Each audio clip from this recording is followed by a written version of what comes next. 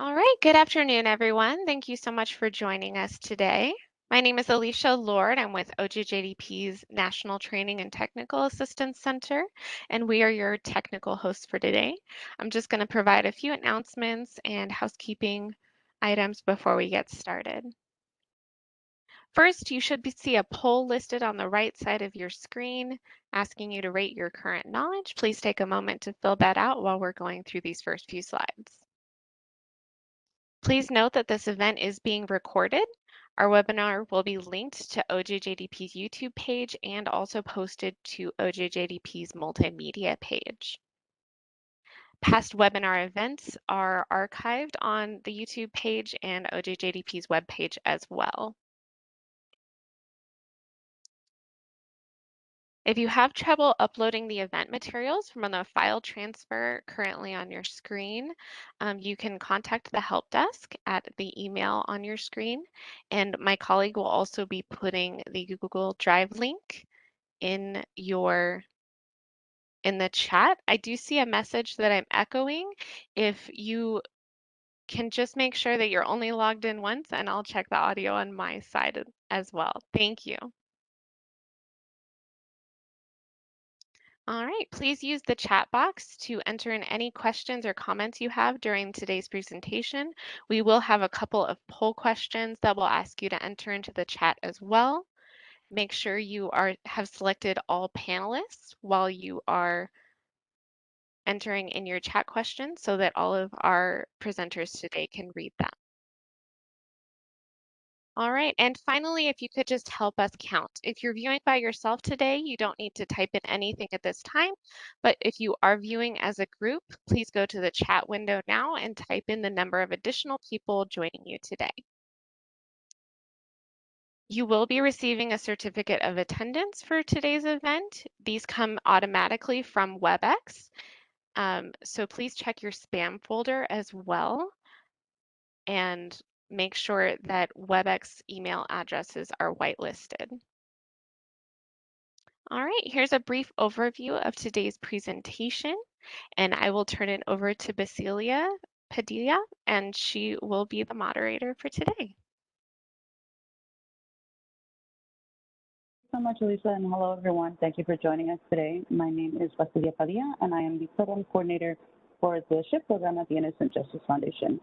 And just to give a brief overview of our organization, we were founded in 2007 to support ICAC teams and their affiliates. And if you're not familiar with the term ICAC, it stands for Internet Crimes Against Children. And it was throughout this partnership that we realized a lot of the burden that these professionals have to face when dealing with this type of work, which is very valuable, but can also be very stressful. So throughout our relationship, we decided to develop a program to help provide them with mitigating tools to deal with this stress and also help normalize asking for help when it comes to mental health and well-being. And for today's webinar, we're just going to briefly touch on a little bit of overview as to what secondary trauma is and secondary traumatic stress. And we're also going to be diving into emotional signs and symptoms, and as well as provide you with some tools, tricks, and tips that you can walk away with today and implement in your daily lives. So without further ado, I'm going to go ahead and pass it along to our wonderful trainers, Kevin and Carol. And just to let you know, if you have any questions, feel free to drop them in the chat. We're also going to have a few moments at the end of the session to answer some questions, but we'll also have a more extensive Q&A panel that we're going to be hosting on April 27th at 10 a.m. Pacific time. And my colleague, Michelle, will go ahead and drop that information in the chat at the end of the session as well. I believe Alicia also, or Adam included it in the beginning as well. So feel free to reach out to me on the chat. I will go off camera and on mute, but I will come back towards the end of the session, and feel free to reach out to me if you have any questions. Thanks.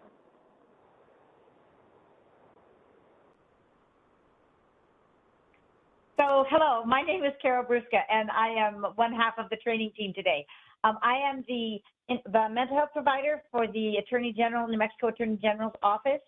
So as the mental health provider, I work not with the victims of internet crimes against children, but I work with the officers and the staff involved in working those cases. I also, as it says here, I also work for an intensive street outreach, and then I do therapy with several different groups, with domestic violence victims, with victims of sexual assault, with people in recovery. So I have a wide variety of individuals that I work with. So as a consequence, I'm around people's trauma on a daily basis and really supporting them in figuring out tools and techniques that they can use to get through those issues. So what we're going to try to do today is give you some tips and tools on how to deal with any issues you might have related to secondary trauma, traumatic stress. And we're looking forward to being here. I love this type of work where I can help people get some ideas on what they can do to make their lives better and increase their happiness and their resilience. So thank you for joining us today. We're looking forward to getting started, and I will turn it over to Kevin. Thanks, Carol. Thank you, everybody, for joining us today. And for those of you who weren't on any of the last few sessions, my name is Kevin Albanese. I'm a retired ICAC commander from Connecticut. I came into ICAC and into this program as well around 2011, and I really had no ideas of some of the opportunities, one, that were available for helping myself and my team out, stuff that we were dealing with our cases. In addition to that, I just really didn't have much knowledge of how the brain works and how the body works and how it all reacts to things that you're exposed to in your lives and at your work.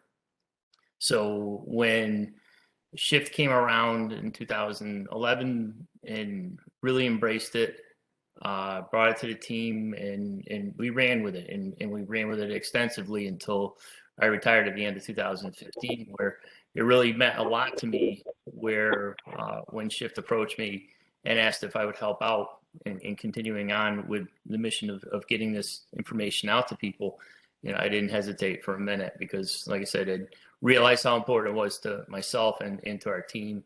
So that's why, it really was a good opportunity for me to pass it on to folks such as yourself. So what we're going to talk about today, and if you joined us on the other trainings in this series, they're all kind of talking about similar things but different aspects. So we're going to talk about secondary trauma and traumatic stress. We'll give an overview since we've discussed it several times in our past trainings. We'll talk about how the body responds to trauma and stress. And then today, the focus will be on emotional signs and symptoms. So that's where we're going to go today. And then we're going to talk about resilience and tools and techniques to use that you can use to cope with any kind of traumatic stress or vicarious trauma that you're experiencing. So we've touched upon this before in some of the other presentations. It's imperative that you kind of process in your brain and realize it's okay to talk. It's okay to talk to peers. It's okay to, to talk to counselors. It's okay to talk to family members. But to really truly try to get you out of that shell of hiding things and keeping things in, and realizing it's okay. And that's completely normal for people to vet and discuss things that they encounter in their lives. And it allows you to process that and compartmentalize and move on with everything you have to deal with in life. So what is vicarious trauma? And I'm only going to go over this briefly because the majority of you, I think, have been on our other training, so I'm just going to kind of highlight this. And if you haven't been on our training and are wanting more in-depth information, one of the best ways to get that is to go back and look at the other pieces of this training series. But vicarious trauma is what we all can experience when we witness someone else's trauma. So that means I can either hear someone's story, I can see the incident, someone else is being traumatized in front of me, I can read it, someone else can tell me about it. So all of these are ways that I can become traumatized vicariously. And what happens is, whether we're traumatized in ourselves or if we're vicariously traumatized, the brain will respond in the same way. So our brain doesn't recognize that it's us, or that it's someone else that it's happening to and not us. And so what can happen is we can go into fight, flight, or freeze, because our brain, our reptilian part of our brain takes over, and it says, this seems like a dangerous situation. I need to intervene. I, being the reptilian brain, need to intervene to make sure that this person is safe. And so I will assess whether I can fight the way out, if I can run the way, or if it's too intense and I'm going to freeze. And it will do this every time we experience someone else's trauma. And again, it does this as a way to protect ourselves from death, basically. And so it's a great thing that this happens, because Otherwise, there'd be situations we would be in where we would not be able to respond so quickly. Potentially something dangerous could happen. But when it's vicarious, it doesn't serve the same purpose as when it's trauma happening to us. So there's the upside that our brain is doing what it can to protect us. There's the downside that it cannot recognize whether it's happening to us or someone else. When we do go into fight, flight, or freeze, the logical part of our brain shuts down. So it's all instinctual. It's all just happening without any thought process going on. So that's why we respond in the way we do. We're not having the chance to think about what is the real situation, who is this happening to, how can I be safe? It's just our reptilian brain responding to keep us alive, and as a consequence, we can become vicariously traumatized.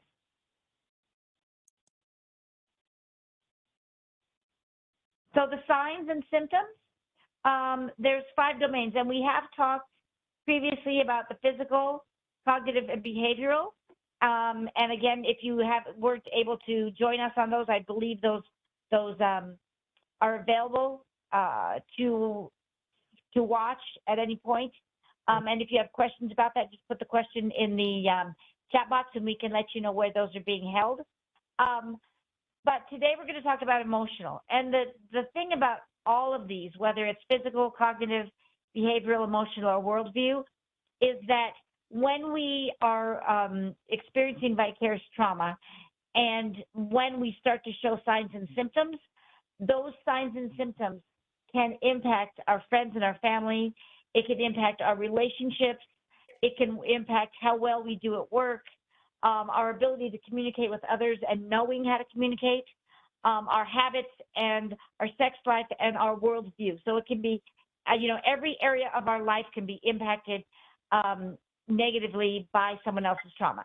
Certainly, it can be impacted in a positive way where we learn to be more compassionate, where we learn to be empathic, where we learn to reach out to others for support, where we learn to be vulnerable, but it can also have these negative side effects as well.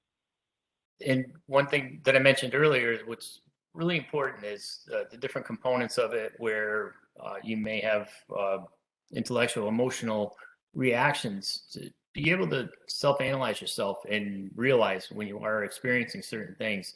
And if you do that, then it makes a huge difference in allowing you to navigate that road and getting through something.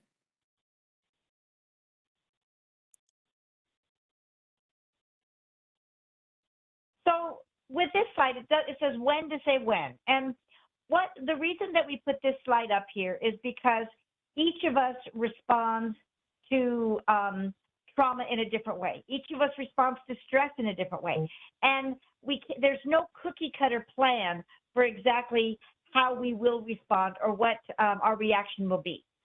So we put this up there so you can take a look at what your typical response might be, and then when that's out of the norm for you. So it might be that when you're doing something stressful in your job, whether that relates to internet crimes against children, whether it relates to first responder work, whether it relates to some other area of work where you have tension.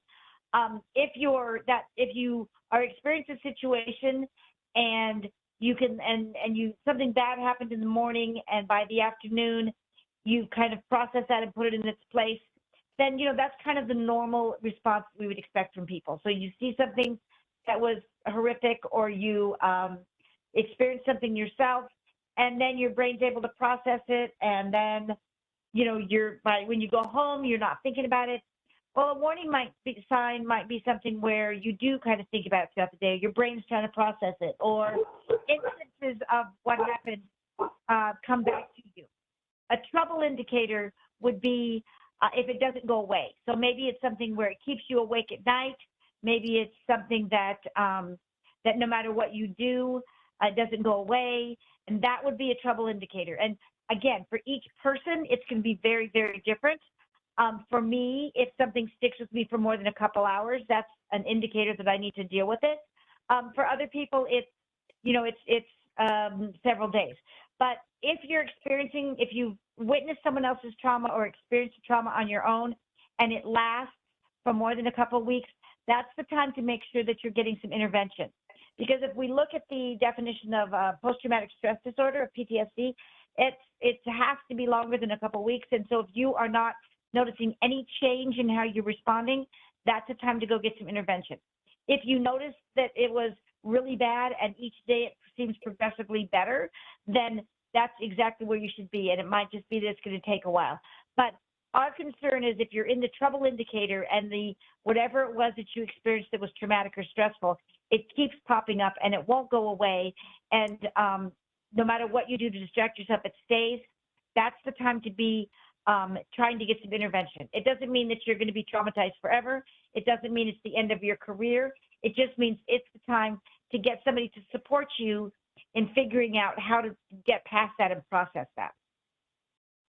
And I think one of the really key parts of that is when you're doing that self-analysis, Carol, is being able to identify what is your normal thresholds and what are your warning signs. So if you just go down the list of different things that can be affected, you might sit there and identify with almost everything on there at some point in time or another. It's a matter of, how persistent or how intrusive it is.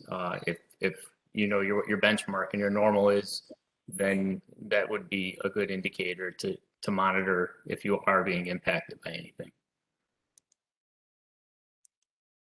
So how does this get impacting with our lives? How do the things at work, the things that we experience affect us? They can kind of all come together. They can compound. We have things that we know that we really can't control, insufficient resources. That's like an ongoing thing, no matter what agency you're at and no matter what your role is.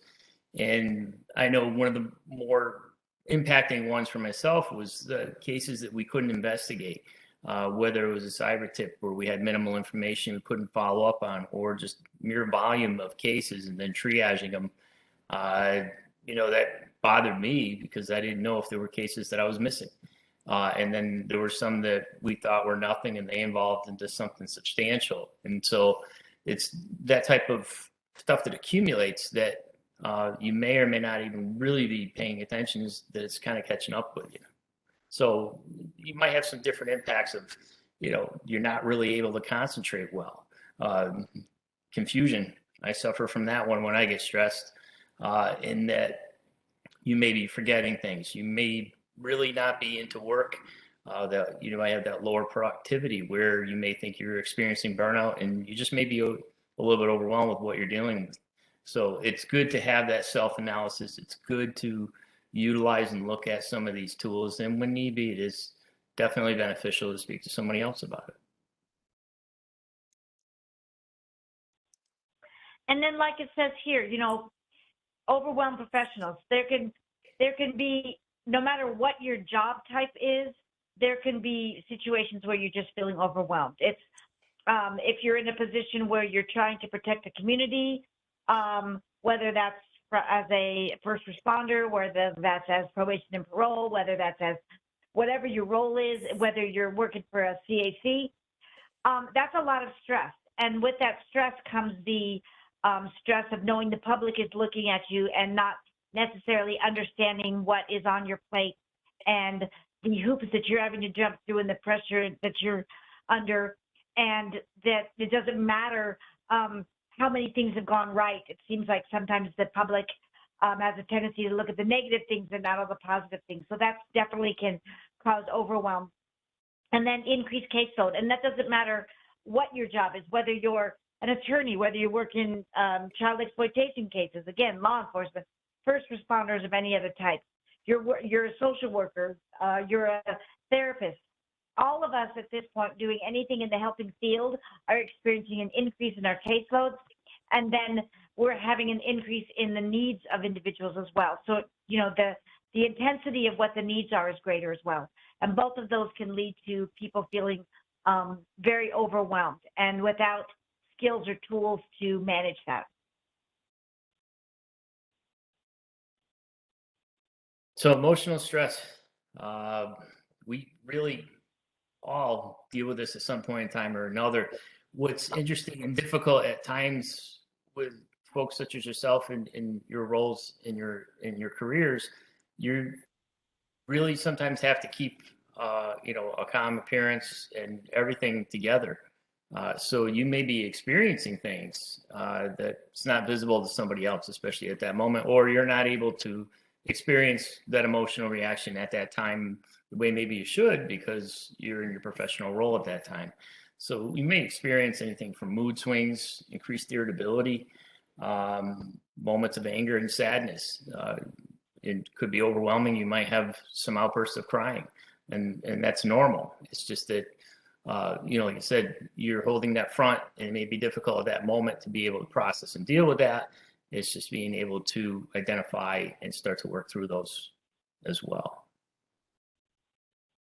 And, if when I'm thinking about emotional stress reactions, typically some of the things that I notice, I struggle with sleep. I become literally more emotional. So I feel like what I call the window of tolerance is much more narrow, and things that don't typically bother me are bothering me a lot. So I have less patience.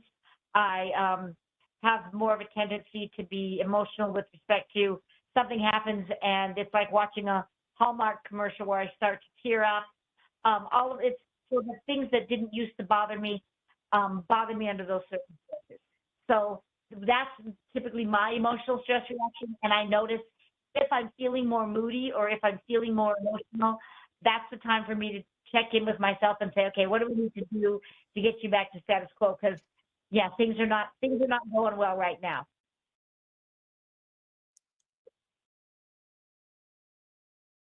So which of the discussed emotional stress reactions have you experienced, or are there others that you think about that you can say when you get emotional stress, what kind of reaction do you have? And if you could please just put that in the chat.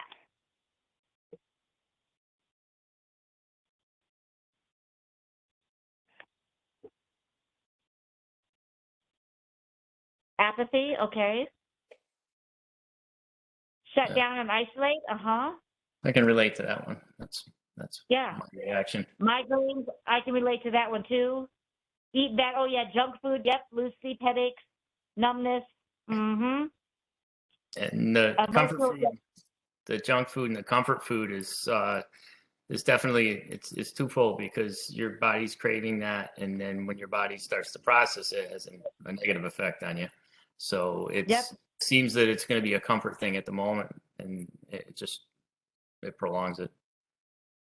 Right. Eating, sleeping, lethargy, less patience, yep. Questioning my capabilities in my job, yep. Disengagement, yeah. So these are all, I think we can all relate to all of the ones that people are putting up here. So it's not, yeah, what you all are experiencing is what I think we've experienced. Physical exhaustion, sleeping, all of them, yep, I'm with you. Zero patience for the demands of us, yep. And unfortunately, sometimes zero patience for my family. That's when it really gets to me, when I feel like that I'm struggling to have patience with my family when they haven't done anything. And they're usually the first ones that'll hear it too. Yep. Some great responses there. Thank you. Yes, thank you.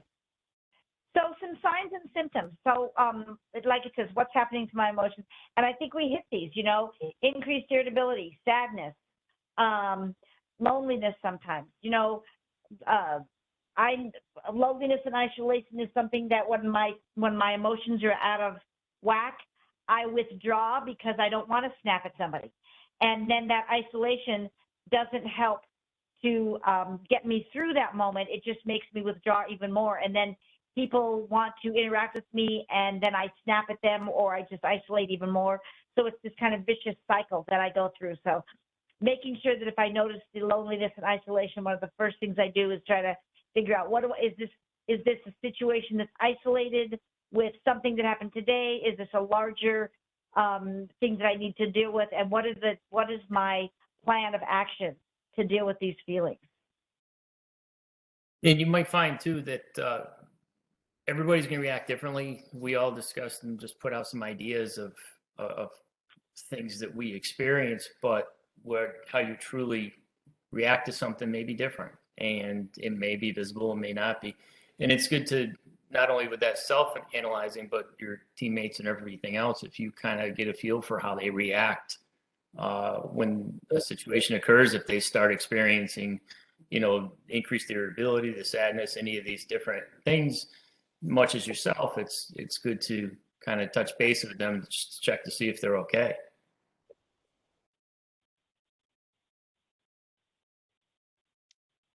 So what is something that you do to relieve emotional stress responses? If you could just think of a few, put them in the chat there, we could discuss them. Cry. That's Cry, yep, eat dessert, that's normal. yep. Meditate, breathing. And crying really is a release. It's not, people think of crying as negative, but it's actually a big release. Work out, run, cry. Coloring and being creative, that's good. Walk it off, walk it, run, good. Lots of exercise in there. Girls' night, sing. Singing is wonderful. Watch comedies, stay busy, quiet time. Yeah, so even though there's a big variety of things that people are doing, it looks like that the people that are, what people are doing is actually some really good skills. Cuddle up with the dog. Oh, that's a great one. That's a great one.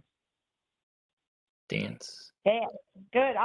So the dancing and the singing and all of those things are going to, we'll talk about those in a little bit, but the cuddling with the dogs, that's going to increase your oxytocin. The dancing is going to get that cortisol out of your system. The crying is just going to help as a big release. Looking at baby animals, that can just give you that oxytocin boost as well. Exercise, again, is going to help you get the cortisol out and get the endorphins going. Reading the Bible is going to be something that will give you some inspirational support. So y'all are doing the right things.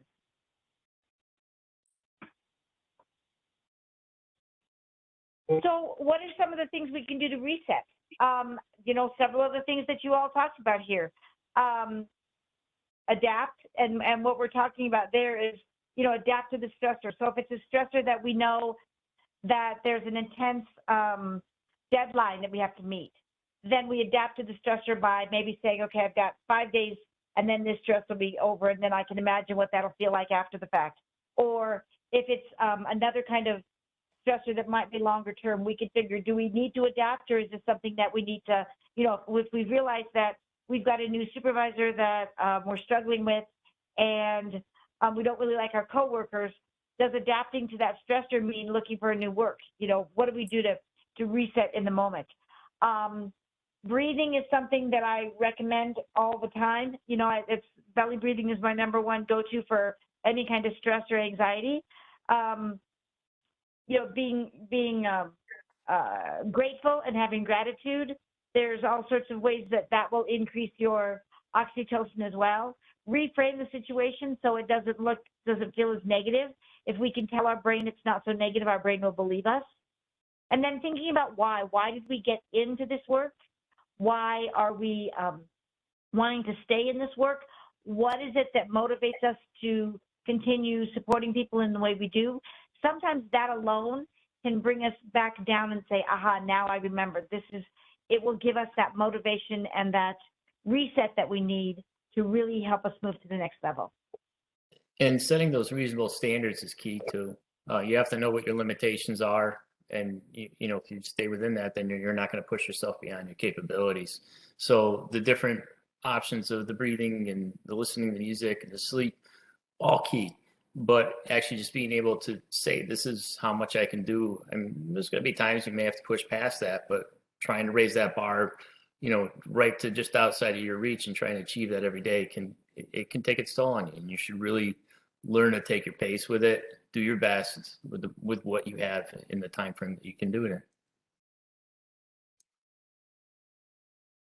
So personal affirmations, these are something that you can start to think about, and I would recommend that you have a couple that you use for yourself on a regular basis. And it doesn't have to be the same one for the same thing, but start by thinking of a common affirmation such as this too shall pass. And then repeat that for about 30 seconds until the anxious feeling passes. And then over time, add personal affirmations. So this is something that, again, I recommend that everyone have something like this that they can go to just as a way to calm yourself down. And it doesn't have to be this too shall pass. It can be, you can imagine being Rocky on the steps and hearing that song, that could be what your personal affirmation is. It could be lyrics to a song. It can be anything that's going to be affirming to you and that you can easily repeat. And when you repeat that, it gives you a sense of calmness. So if you practice it on a regular basis, right here it says repeat that for about 30 seconds until the anxious feelings pass. That's wonderful. But if you're going to make it stick, if you're going to have it be something that you can use for a long time, you need to practice it on a regular basis. So once you play around with an affirmation and find one that you really like, then every day, first thing in the morning, say that to yourself. And then, say that to yourself a couple other times whenever you notice that you're feeling a little bit down or a little frustrated, a little stressed. Have that right there so you can say it again. Maybe write it down and put it on your bathroom mirror, or put it on your computer at work, or put it on your steering wheel so that you can see this throughout the day, and it'll remind you of this affirmation, and it'll remind you that things will be better, or however you want to word the situation so that it's supportive to you. And once you begin to use that, you will notice a difference. There's interesting research done on how our brain can be manipulated by what we tell it or what we do. So there's research that shows that if we stand tall and walk tall, as if we're confident, our brain believes we're confident, so it helps us gain confidence. So our brain can be manipulated by what we tell it. So if we're feeling really stressed and we say, this too shall pass, this too shall pass, this too shall pass, when we begin to believe that, then it will be easier to let those things pass. And when I'm dealing with stuff like that, and I don't know if this is the best thing to do, but I write these things down. So whatever may be juggling in my head, and I may be dealing with a stressor, but then I have some other things that are going on in the back of my head and it just compounds it. If I write those down and I apply this process where, I may just very well use the exact terminology, this too shall pass, or I'll have that done today, or I can take care of that tomorrow morning so I don't have to worry about that today.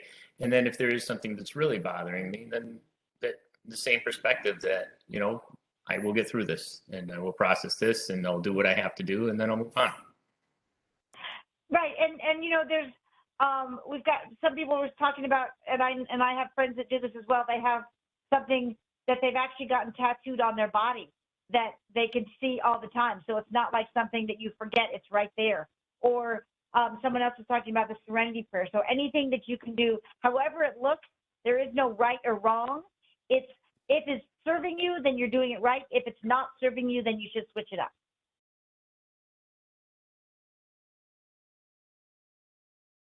And then, the breathe, which is what I was talking about earlier. I use belly breathing because to me it's most effective. When we think about belly breathing, if you have ever seen a baby or a small child at rest, at sleep, the way they breathe is through their belly. They don't breathe through their upper chest. It's all, they do this deep breathing.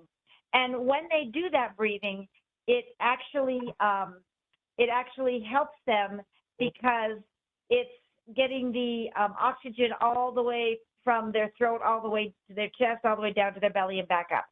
And what that does is that actually helps to to activate the vagus nerve and keep you in the parasympathetic side. So chest breathing is what we typically do as we get older, and we begin to breathe in a more shallow manner as opposed to how we breathe when we were very young and an infant.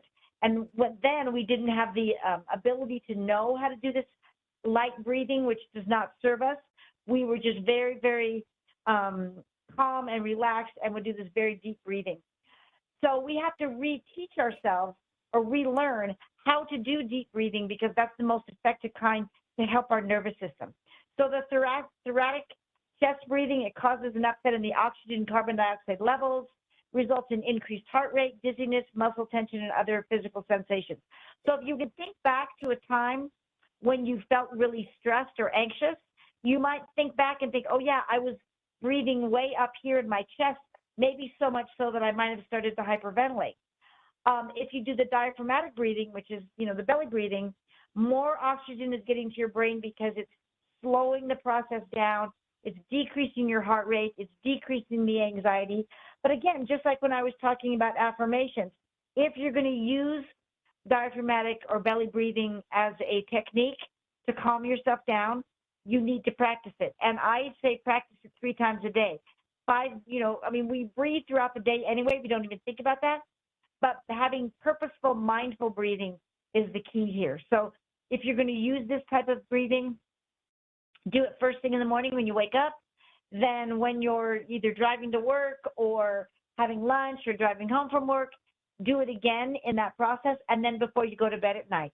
And the key here is when you're doing that, tell yourself, this is what I'm going to use when I'm feeling anxious or stressed or triggered or traumatized. So then your brain makes that brain breathing connection, and then the breathing will automatically become available to you when it's time. So any of these things that we're going to talk about, my recommendation is always going to be practice, practice, practice, so that when you need it, it's available to you. In order to do that, you need to make sure that you're telling yourself why you're using it. And then just be mindful. If you notice throughout the day, just pay attention. How am I breathing right now? You might notice that you are typically doing abdominal breathing, or maybe you notice that you're a chest breather, and so you aren't ever getting those deep breaths, which are the calming breaths, the reset breaths. And if you pay attention to that and you notice that, do what you need to do. If you're already doing abdominal breathing, then you're on the right track. If you notice that you're doing a lot of thoracic chest breathing, then slow it down, take some deep, deep breaths. And the way you can tell if you're doing belly breathing the correct way is when you take a deep breath in, does your belly expand? So if you put your hands on your belly, do you feel your belly pushing your hands out? Another good way to start this, if you're struggling to see if you're doing it correctly, is lay down, whether it's on the bed, on the floor, lay down and watch your stomach rise up and down. And then you'll know that you've got it right. And then that's how you want to practice it again and again, so that that becomes the go-to. And then the more you practice it, that becomes the way you always breathe, which then will make sure that you're getting that oxygen to your brain. What happens if we're not getting the oxygen to your brain is we don't have the ability to think as clearly. And when we aren't thinking as clearly, we're not making the best decisions. So the more chest breathing we're doing, the less oxygen we're getting to our system. So our oxygen is not in the brain, so we're not thinking, and our heart rate is up and dizziness is up. So it's just a bunch of negative things that are not helpful or useful to us. Just slowing that breathing down and using a different type is going to be wonderful for you as far as making sure that you can keep yourself calm. So we're just going to have you try this out. Carol touched on a little of the different techniques of laying down, trying to watch your abdomen rise. But you can do these breathing exercises anywhere at any time. And this is a really good routine to get into because, like I said, you might be caught in a situation where your stress or anxiety kicks in and you need to get yourself grounded and work yourself through that. Or it's just kind of a hectic day and you're sitting at your desk or you're driving. Do it because it's just going to benefit you. It's going to slow things down. It's going to allow you to reset. And, even if you don't think things are really built up that much at that moment, practice. Because the more you do this, the more conditioned your body is into doing it on a regular basis. And you will be doing it without even thinking about it, with the benefits that Carol mentioned earlier about increased oxygenation, et cetera, where, it's benefiting you for really doing nothing more than just retraining maybe how you breathe. So if we just try it, breathe in through your nose. But breathe in where you're actually paying attention to the senses in your nose. Is it cool air coming in, warm air exiting? Just that type of repetition and slow, focus on it will also affect your breathing as well. And if you're just breathing by 1, 2, 3, 4 count, where you're inhaling on 1, exhaling on 2, do that till you get to 10. And then see if it puts you into a rhythm where you're actually slowing things down and calming yourself down. And once you get to the end of it, repeat it. And you can do it 3 times, you can do it 4 times, you can sit there and do it for an hour. It's all what's going to benefit you the most at that particular moment.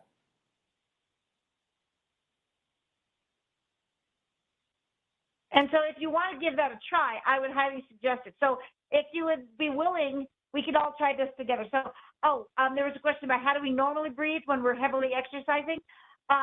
It depends. Sometimes what we can, sometimes when we are heavily breathing, it depends on what our activity is. Sometimes we go to higher chest breathing, or sometimes if we're really gasping for air, then it might be a situation where we are doing, you're trying to get as much oxygen as possible, and we're going to do what we can. So, and then someone asked about the vagus nerve. So the function of the vagus nerve is to, it takes us to rest and relax and calm. And so what happens is when our vagus nerve is triggered by something stressful or threatening, then our sympathetic nervous system kicks over. And when our sympathetic nervous system kicks in, that's when we're in fight, flight, freeze. So we want to keep our parasympathetic nervous system in charge. And by doing that, that's keeping our vagus nerve calm, cool, and collected. And the way we keep our vagus nerve calm, cool, and collected is doing something as simple as nasal breathing, belly breathing, anything that gets that oxygen into our brain, and it gets the oxygen moving in our body. So our vagus nerve starts at the base of our neck and it goes all the way down to our colon. And I like to think of, when I think about belly breathing, when I think about different types of breathing, what I think about is like when I go to get a massage because my muscles are sore. That massage, in the process of getting that massage, my muscles relax and calm down. And in my mind, I think of belly breathing or deep breathing as like a massage for my vagus nerve. It calms my vagus nerve down, and it moves it from the sympathetic nervous system where I'm highly activated, I'm in fight, flight, or freeze, and it kicks it over to the parasympathetic nervous system in charge, where I'm feeling relaxed, where I'm able to think clearly, where I'm back at status quo. And so that's kind of what those things, the purpose of the breathing is to get our vagus nerve activated to the parasympathetic nervous system so that that's in charge. So we don't want to be in fight, flight, or freeze all the time. But sometimes it's inevitable. Sometimes we just are in fight, flight, freeze because a situation happens that causes us. It could be something that startles us. It could be, like we were talking, something vicariously startles us. It could be that if you've ever had somebody come up behind you and scare you, you might notice that you jump and your heart rate increases, and you could be going into fight, flight, or freeze then. But anytime that happens and your sympathetic nervous system kicks in, just doing that deep breathing is going to put our parasympathetic nervous system back in charge, which will then help us be calm, cool, and collected. So hopefully that answered those questions. So if you want to take the time to breathe in through your nose, and notice the temperature. I do this when I'm meditating. And then, there's some types of breathing where you breathe in through one nostril and release through the other. There's all sorts of different ways to do this. But if you do yoga, you've probably done this. If you do some types of meditation. Kevin, do you ever do any nasal breathing as a practice to calm you down? Yeah, absolutely. And some of the things that you just described where, you get startled, I can always relate to it. It's like a rush of adrenaline going through your body. And then, you consciously realize your heart rate's up and everything's going on. Those are the prime times I try to do the nasal breathing because, okay, I got startled. This is how I reacted to it. And I'm going to do this to counteract it and bring myself back down. And it's going to happen on its own, but merely by incorporating some of these techniques in that nasal breathing, no one knows what I'm doing. Nobody sees it. And I kind of feel like I can control the situation by doing that reset.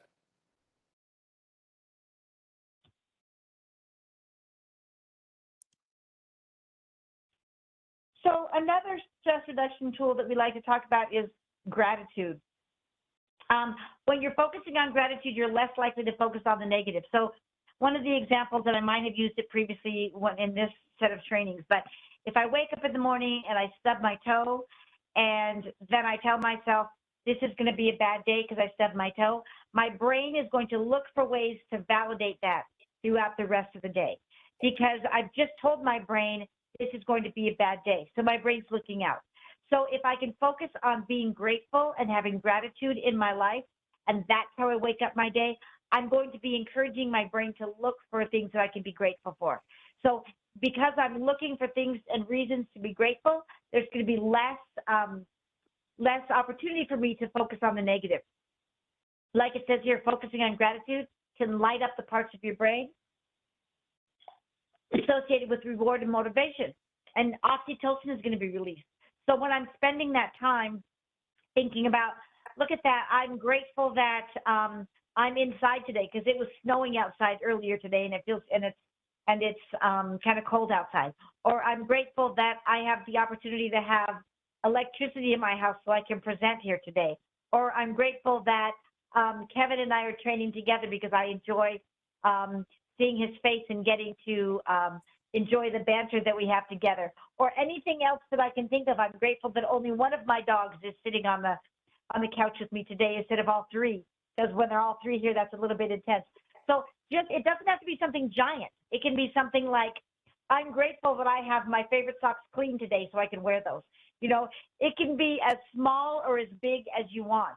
And when you are able to focus on that throughout your day, your brain is constantly looking for things to be grateful for and thinking of things that are positive in your life. So then I've got that oxytocin releasing, and it's because it's actually a stress hormone, but it's a positive hormone. It's the feel good connect hormone. It's going to encourage me to connect with other people and maybe tell them what I'm grateful for, and they can respond by telling me what they're grateful for. And so we're starting this this conversation around the good things, and then there's less focus on the bad things.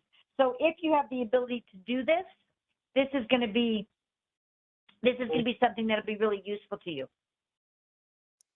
So we're going to try and exercise on gratitude.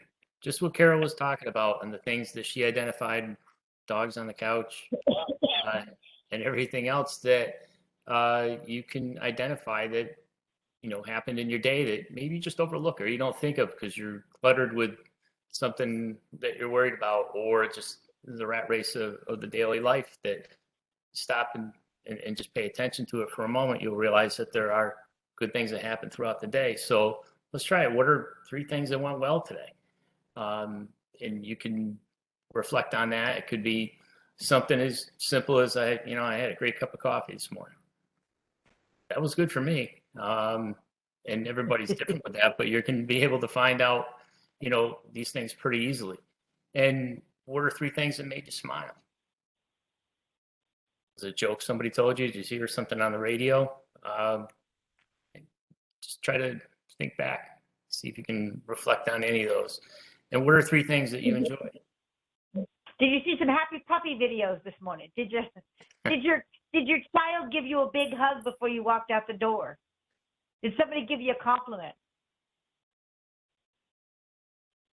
And after you think of things that you enjoyed, and then, everybody's always worried about, getting through the day. What's something we could look forward to tomorrow? Could be something simple. Could be something great. Might be going on a trip. Maybe take a ride to Costco or something, whatever. But just having something to look forward to is also a good thing. And the key is it doesn't have to be something giant. Something small is just as good. It's not like it only has to be something really big and that's going to be important. It can be something very small. It can be something that's only significant to you. So any of those things work. It doesn't mean that it has to be something that's so magnanimous that the whole world will think it's fabulous. So, this is the concept of giving and gratitude together. If you think about that, the more we can give, the more grateful we can feel, and those 2 things intersect. And again, it's starting this positivity train, for lack of a better term.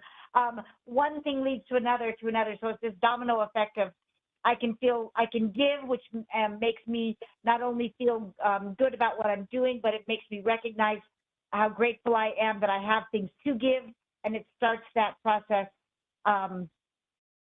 going. So then it makes me just feel better, and then it encourages me to meet with others who feel the same way, or get others to join me and begin to feel the same way. So altogether, it can be a very positive experience.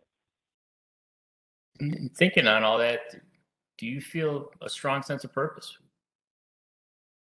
Sometimes we have to really stop and just slow down and realize that you do. You have a very important purpose in the work that you do in your family, your roles and responsibilities there with friendships.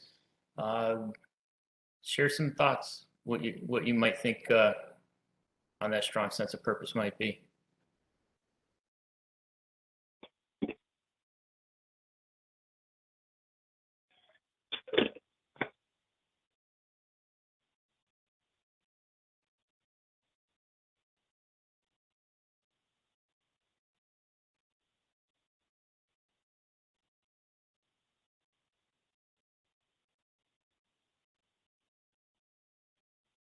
Oh, I'm seeing it. I wasn't seeing them.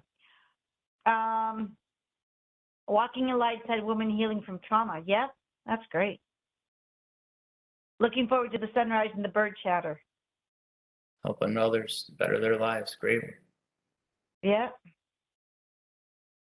Rewarding and motivating. Yeah. I know I'm chosen to help survivors. Yeah. Realizing that you're helping people is a great one. Yep.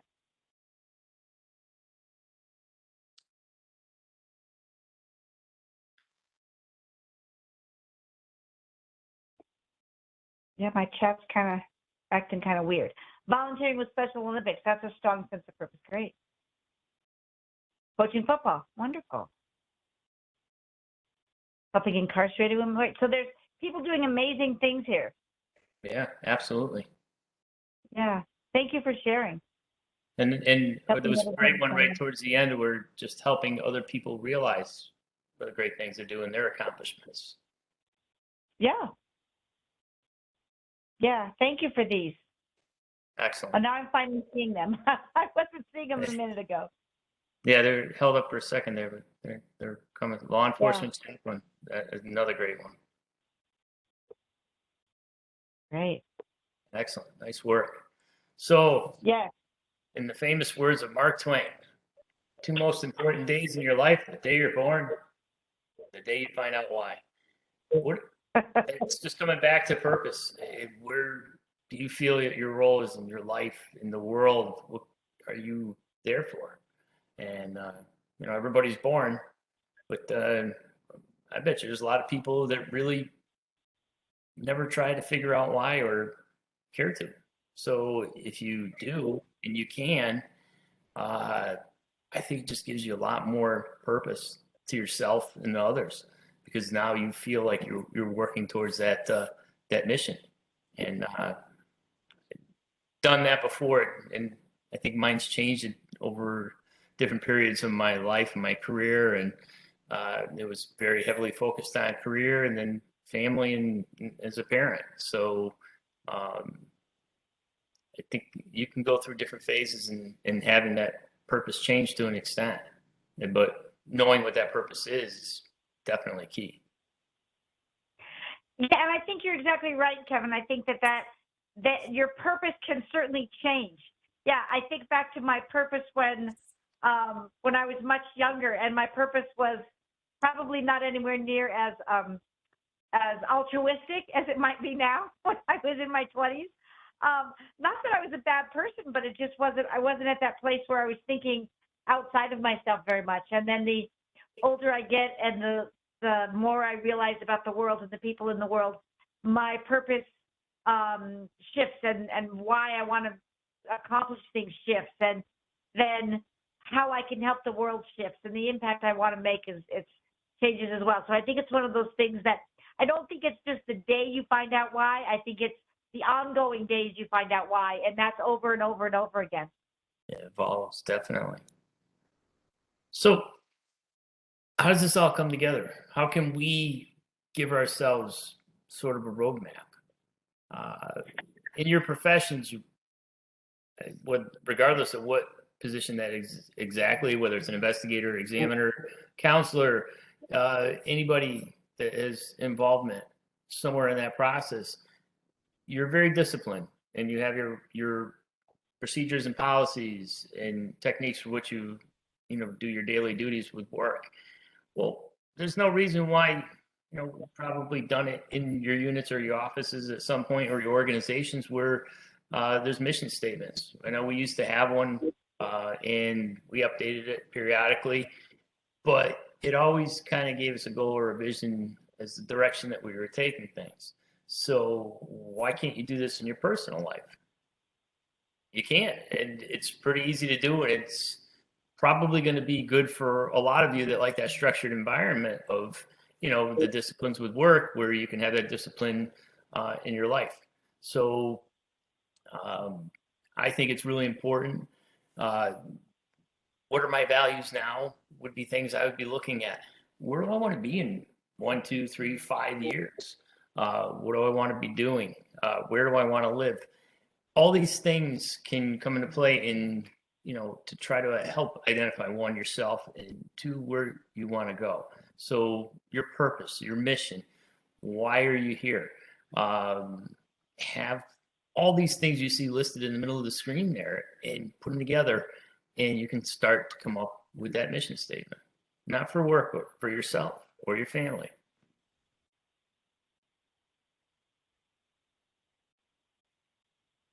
So what are the benefits of increasing our skills around our emotional skills?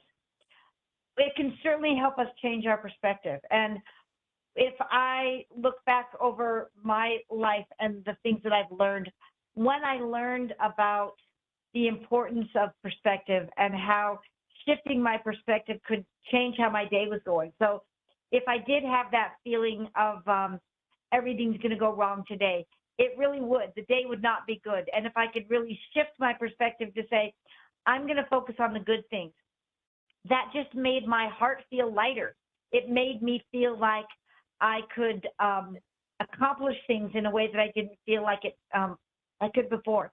It gave me more optimism. It made me, overall, I just really was able to get through the day easier. And it's not that anything in my day actually changed, but it's that the way I looked at the world had changed. So instead of, looking at it like everything always happens to me or nothing ever goes right, or I would try to look at it like, well, maybe the universe is trying to tell me something. And maybe I'm late for this meeting because if I'd been on time, I might have gotten in a car accident. So it's okay that I forgot my computer on the table because I had to go back and get it, and I still made it there, and I'm alive and everything's okay. So I try to think about those things instead of focusing on the negative. Being able to change my perspective really helped me to just not be so hard on myself, not be so hard on others, and have a more positive attitude. And, if it's with respect to core values, what do we mean by core values? That's the things that keep us going. It's when we talk about our mission statement, like Kevin was talking about, what are the things that are true and honest and important to us? So if one of my core values is of being of service to others, for instance, do I do that on a daily basis, or is that something that I just give lip service to and I talk about, but I don't actually accomplish? So how do I carry out my core values? And I like having a mission statement and knowing my core values because it helps me to make sure that I'm on track. So it's like if I said that I was going to go on a vacation, but I didn't have a map, I wouldn't really know if I was getting any closer to my destination because I wouldn't know where that was. But for me, a mission statement and having core values is like having a map and then markers along the way. And my core values are the markers that I use to see if I'm getting closer or farther from my destination. So by having these resiliency skills in place, it helps me to define and redefine my core values, and it helps me to make sure that I'm following those core values. And then having perseverance. By using my resiliency skills, it encourages me to persevere, and it encourages me to stick with the course. If I'm in one of those spaces where I'm not trying to tell you that I'm always in a good mood or always happy or none of that. But if I notice that I'm struggling and then I can switch my mood, my perspective around, I can check in with my core values, it helps me to continue on the path when it's hard. Because all of us have times when we might be doing something that we love, but it's still hard. So knowing that that I'm doing things I'm following my purpose, I'm doing things that bring joy to me and to others, that I'm grateful for where I'm at in my life, that those things alone can help me persevere and continue on when things are difficult. And it goes back to your purpose as well. If I know that I'm looking at things from a perspective that is useful to me, and I'm following my core values, and I'm leading myself towards a place where I feel like I do my best, that's going to help me define and follow my purpose. And for me, I know when I'm off track. I know when I get into that mood where I'm not who I want to be, and I kind of lose sight of my purpose, and I get frustrated and angry and annoyed at people. All of those things happen, and when I can switch that around and pay attention and notice what I need to do, things can switch up. The reason that we like to have people do the mission statement is because that can help you as well. It keeps you on track. It lets you know where you're going. It lets you know how to do what you need to do. So just having those things in place can be really useful to helping you be more resilient.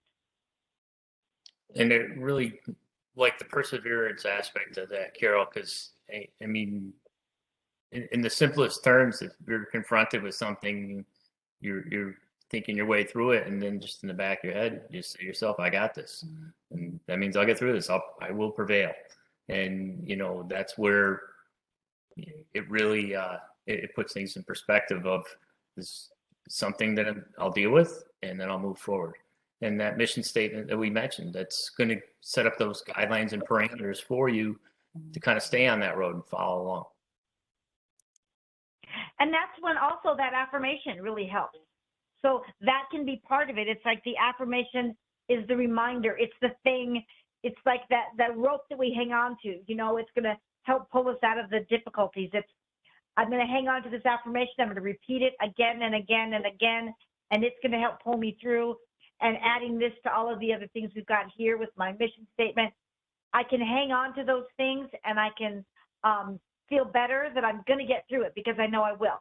For me, when things go really, really are really, really rough, I look back throughout my life, and I think every other time something's been very difficult, every other time that it felt like things were never going to get better, they did get better, and I did get through it. So for me, one of the things that I can use from that emotional standpoint is looking back over my life and saying, even in the worst of days, I survived. So just being able to use that as part of the perseverance and the purpose and the affirmations and all of those things combined. So we discussed quite a few different ideas and techniques. What's a new tool or technique that you learned today? What might help you out with alleviating some emotional stress? Bedroom mirror with a dry erase marker. Great. That was Breathing. a good one. Yes. Focusing on breathing. Breathe. Yeah. The reason I like breathing so much is because it's something we're already doing, and it really is there anytime you need it. Grounding exercises, breathing. I think there's what I missed up here. I may use the mission statement. Yeah. The mission statement is an activity you can use with your individual self, with your team, with your family. I like the idea of using it as a family thing, so that, if you're in a couple, you and your spouse use it, and then ask the kids to create a mission statement as a family, and then everybody use it together. And then when that happens, everybody knows what the family's mission statement is. Everybody knows what the purpose of the family is. And it teaches your kids communication skills. It teaches your kids how to be grateful and how to have purpose. So, if there's something you can do around mission statement, I'd highly recommend. Yeah. Seeing it as a map, go ahead. Ask if you do it with your family or your significant other, just ask them, where's your vision for 2 years from now, or a year from now, or 5 years from now? And if you get a blank look, then it's a good time for you to have that discussion and come up with something. It's similar like to work and other disciplines in your life. If you have that direction, you're both on the same page, but it also lets you know what you're working towards. Well, and the thing that I always think about is, if you can be on track with that, if you can use that mission statement, and then it's an opportunity for the family to come together to actually have something to communicate about. So sometimes it's like we sit down for a family dinner and there's the how was school today, how was work today, and then there's silence. Then people reach for their phone. Yeah. And so instead of that, it's like, so family, how do you think we're all doing on our mission statement? Our mission is to make sure that we respect each other. How do you think we've done over the last week on respecting each other? And one of our other assignments is that we will give to the community. Have we done that, or do we need to come up with a new plan to how to? So it's this opportunity for conversation, and it's an opportunity where we could do, some amazing things. And we all have plans. We all have our visions and directions, and sometimes it doesn't go that smooth. It can relate to the bottom on more than one occasion.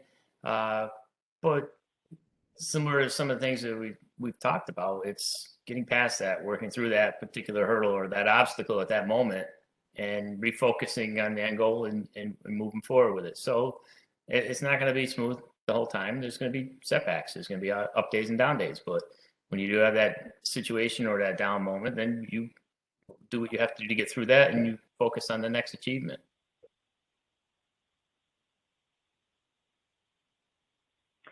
So your visions will become clear only when you look into your own heart. Who looks outside dreams, who looks inside awakes. And this is from Carl Jung.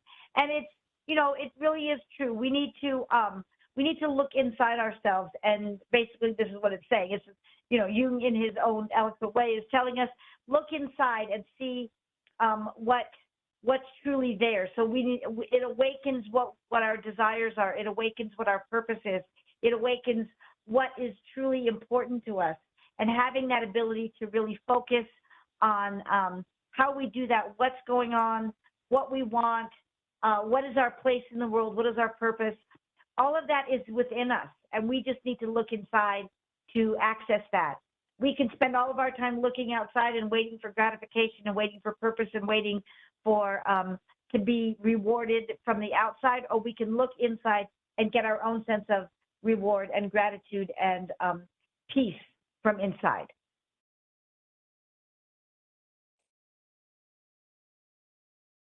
So like we talked about, we introduced secondary trauma and traumatic stress. Hopefully that you were able to get a handle on that. We talked about how the body responds to trauma and stress. We discussed the emotional signs and symptoms of traumatic stress, and we discussed resilience and techniques to cope. So hopefully we covered those in a way that was helpful to you. And what I would like to know now is, please, if you have any questions at all, please enter them into the chat. We've got about 10 minutes if you would have questions that you'd like to ask, and we are more than willing to answer questions about this specific training or any of the other trainings that have come before this. We will do our best to answer the questions if we weren't the trainers, but please feel free. Or if you have any questions about the next training coming up, this is an opportunity for you to ask us anything you're interested in. Was there a technique that you have more questions on, or was there some ideas around mission statements that you want? Is there anything else that we can do to support you in this process? And ask, because it may be something that a half dozen other people are thinking the same thing and to benefit from your question. So please. Yes. So there was actually one question that came in the chat, Carol and Kevin, and it was, if someone is resistant to doing this activity in reference to the gratitude activity, is there a way to ask someone about gratitude without asking them to make a gratitude list? Well, for me, it's because kids, when you're dealing with kids, you can't say, tell me about what you're grateful for, because that's kind of a concept that not necessarily is easy for them to grasp. And sometimes people are just like, don't give me any of that touchy-feely, mushy psychobabble stuff. I don't want to do that kind of thing. So the thing that that I would recommend is just talking about, you can start the conversation by saying, you know, I'm really grateful for having you in my life because, and then explain why, because you make me laugh, because you make me feel safe, because whatever those reasons are. So that can be the opener. And then you can ask them, you know, is there anything that you could start off by using a word that's not necessarily grateful, but what makes you happy? Or what do you feel good about in your life? Or are there things that that are always positive for you? You know, you can reword it so it's not necessarily grateful, but things that you're thankful for, if that's a better term to use. Or I think that it's just a matter of kind of going in softly so that it doesn't feel like it's a touchy-feely situation, but giving them the opportunity to think about it from a different perspective. Kevin, you might have some good ideas, being a manly man. I find that some of my challenges with that are pertaining to dealing with teenagers. And similar to the question, if I came in straight on with the question of it, it's going to be brushed off, ignored, or I'm going to get very minimal feedback. So what Carol was saying about, you know, relating to your own personal first and sharing that, and, you know, they may not be aware of, you know, thinking in that direction, but when you start mentioning things, they might start popping things into their heads where they're going to open up about that. So it definitely used similar approaches at work in the past. And not so much of, you know, saying, hey, what do you appreciate, or what is it that, you know, you're really happy about? It's kind of just shifting gears for people sometimes where they might be caught up in the moment in that negative tunnel vision for something that they're dealing with. And, you know, an old timer used to tell me, and then I took on the phrase, people would be like, hey, how are you? And I'd say, well, I'm on the right side of the dirt. So that was something that I was grateful for. And I would say that every day, because if somebody were complaining that their coffee was too cold or too sweet, you said something like that, kind of, well, wait, that's actually something that we all should be grateful for. So I think it's just approach and really getting to engage them, maybe as Carol said, and I reflect with as well, is just, you know, share your own experience, share things, and then kind of direct it that way. You probably get a lot more buy-in and people being open about it. And I see a couple questions. One of the questions is, how do you view the past trainings? On a slide that's coming up, it says that the previous webinars in this series can be viewed on OJJDP's multimedia page. So that's, and when we come to that slide, and we'll have access to those slides, that's going to be definitely a place which you can go to see those slides. And then there's another question: is there a database or resource for research articles in this area of secondary trauma supports and resilience? If you're looking for research articles specifically, I would try using Google Scholar and then seeing if there's research articles. I'm sure there are. I've looked at them. I mean, I don't have any that pop into my head. If you want to email me directly, and I think, Kevin, do I have, if you go down a couple slides, emails there? Yes, if you go, Kevin, if you go down, yeah. So there's my email there. So if you want to email me directly, I can lead you in the right direction of some research articles for secondary trauma supports and resilience. I just don't have any off the top of my head. Another question was, how do you find a therapist who's a good fit? So I can tell you, as a therapist and as someone who has worked with lots and lots and lots of clients, try to find someone that you feel like you can connect with. So it's okay to call somebody up and have a conversation with them and then decide that you don't want them to be your therapist, because when you have when you're in therapy, it is actually relationship. It's not like the person that you're that's at a grocery store, or it's not like the clerk that you see when you buy shoes. This is someone that you have to feel comfortable with opening up to. You have to know that they can support you in the issue you want to bring to the table. So one of the things that, you know, depending on how you how you get if you have insurance that pays for your therapy, or if you're paying out of pocket, or if you have an EAP. One of the things that you can do is go on, I believe it's Psychology Today, and they have a list of therapists in your area, and you can look at it by the issue, and then you can look at a little brief bio. And then I would suggest call them up and see if it feels like a good fit. And if it doesn't feel like a good fit, call somebody else. But first, you want to make sure that they know, if they can serve the issue that you have, and then you want to make sure that what their strategy is, if their availability matches up with you, and then how does it feel? Does it feel like maybe they're not an expert in the area where you need support, but you like them as a person? Then that's good enough. Yeah, we were And searching for that as a task force. We interviewed quite a few different people, and we were becoming more and more specific of our questions and requirements of the more people that we talked to. And that being is because the work you do may not be something that somebody can grasp. So how you react, what you deal with, a therapist that deals with something totally unrelated may not be a good fit. And that's where you really have to talk and engage and get those, this is what, we deal with. This is the type of stuff that we have to, handle at work. This is how it affects us. Engage that, if they're open to that. And because the worst thing in the world you could do is go in and need to talk to somebody and they have a reaction like, oh my God, how do you do that? It's not, we do it. And now it's just a matter of finding the right person to talk to with that. Right, and it depends on the issue. It might be that you need a trauma therapist because what you're dealing with is trauma, or maybe you need a couples therapist because the real issue, even though you look at trauma all day long, the real issue is communication between you and your spouse, or maybe you're struggling with your teenage kids. Just ask the person, what is your level of comfort and expertise in this area? Here's what I'd like to talk with you about, and then get a sense of it from talking to them on the phone. And then if you go see them for the first time and it's not a good fit, don't feel obligated to stick with that therapist if it doesn't feel right. Therapists should not get their feelings hurt because it's not a good fit. If it's not a good fit, it's not a good fit. So if you need to find someone else, do that. But if you go onto a page, I think it is Psychology Today, if it's not a psychotherapy networker, but one of those has a whole list of therapists, and you can put in your zip code and it'll tell you the therapist in your area. It'll tell you what insurance they take.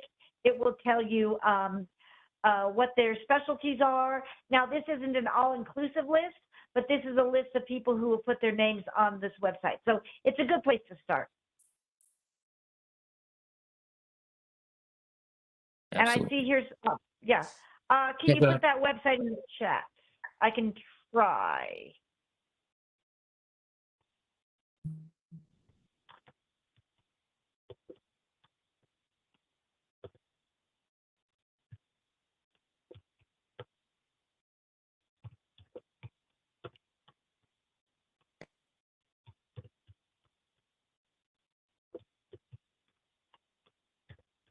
I just wanted to briefly mention, if anybody had any additional questions that we didn't get a chance to get to, we are going to have a Q&A panel with our wonderful trainers here, Carol and Kevin, and additional panelist, Dave Fratari, who was on another webinar series, I believe it's in session 2.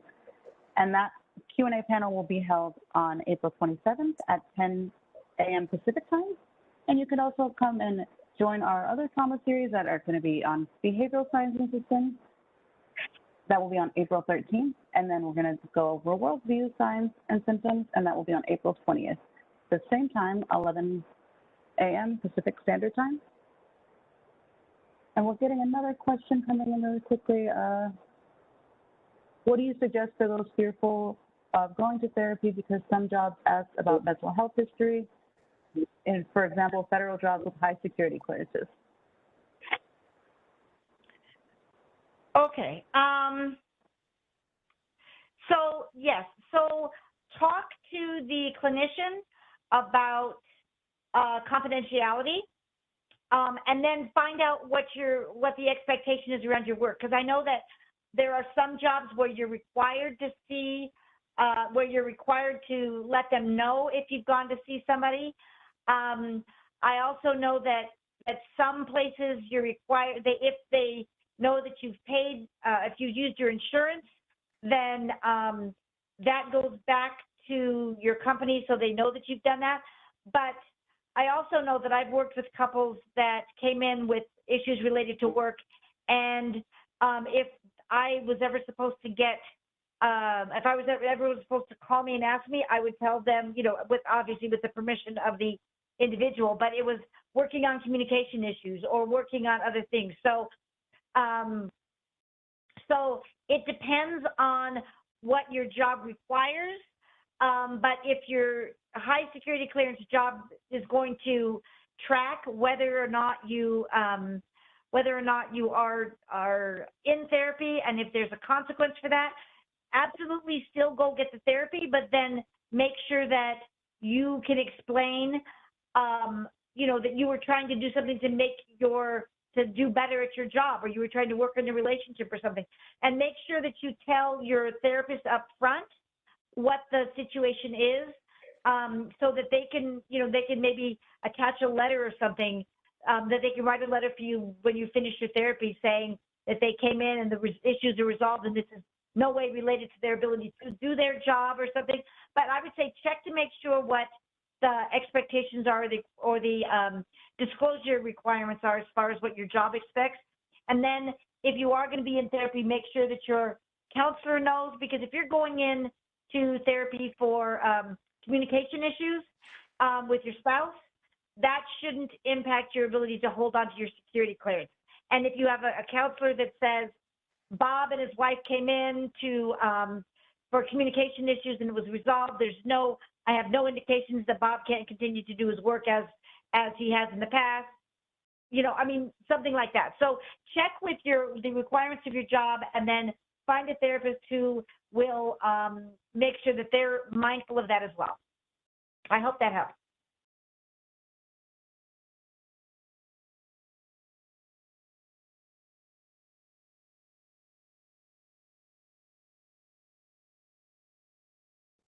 Right, thank you both so much for the presentation today. Thank you to Basilia for moderating. We appreciate it. There are a couple more questions in the chat just about duration, and I'm just going to answer the one that I see now about the series being 1.5 hours for each presentation, and that is correct. Each one is about 90 minutes. It looks like we're wrapping up a little early today, but that is the standard length for each of them. All right. Thank you again for the presentation today. Just a couple of notes I'm going to go over while we're wrapping up. You will receive your certificate of attendance via email directly from WebEx. That will show up within 24 hours. It is an automated email, so please be sure to check your spam folder. Here is OJJDP's contact information. Feel free to reach out to us with any training and technical assistance needs, and you can also sign up for our listserv at that link. Here is also some more contact information. That top email there is the OJJDP TTA help desk. If you have any questions about the materials for today or were unable to download, you can email that email on the slide and we can send you the materials. If you have any training or technical assistance needs, you can use the link on the slide to submit a TTA request through that portal. And just another reminder that today's presentation was recorded and it will be posted to OJJDP's multimedia page as well as their YouTube channel. We have a few upcoming events. These were already mentioned by Basilia. They're the next two in the series on April 13th and April 20th, and they are on behavioral and worldview signs. So please make sure you signed up for those if you have not already. And then over the next couple of weeks, we also have a couple more events. These are with our partners at PBS taking place tomorrow on ways data analysts use data. And that one is on reentry. And then in a couple of weeks, we're going to have another webinar on our series for the Preventing Youth Hate Crimes and Bullying Initiative on recognizing and combating implicit bias in the juvenile justice system. So please sign up for that. All these links again are in the materials. And then coming up next month, we also have the concluding webinar to the PBS series on what people say they need about reentry. You can stay connected with us and hear more about upcoming events following the social media links there on the slide. And thank you all so much for joining us today, and I hope you have a great rest of your afternoon. Thank you, everyone.